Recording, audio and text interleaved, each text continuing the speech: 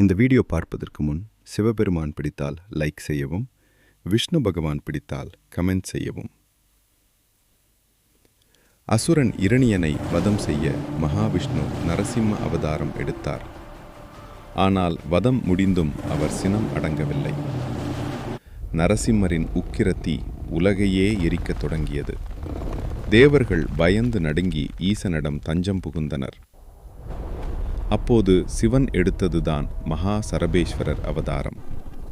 8 கால்கள் 2 சிறகுகள் கொண்ட மகா விஸ்வரூபம். சிங்கத்திற்கும் மேலான ஆற்றல் கொண்ட அந்த உருவம் நரசிம்மரின் முன்னே வந்து கர்ஜித்தது. நரசிம்மரும் சளைக்காமல் கண்ட பேருண்ட பறவையாக மாறி மோதினார். பிரபஞ்சமே இந்த போரை கண்டு அதிர்ந்தது. இறுதியாக சரபேஸ்வரர் தனது நகங்களால் நரசிம்மரை தூக்கி அவரது உக்கிரத்தை சாந்தப்படுத்தினார். சினமடங்கிய விஷ்ணு ஈசனை துதித்தார். அறியும் சிவனும் வேறல்ல என்பதை உலகம் உணர்ந்த தருணம் இது. மேலும் வீடியோக்களுக்கு சப்ஸ்கிரைப் செய்யவும்.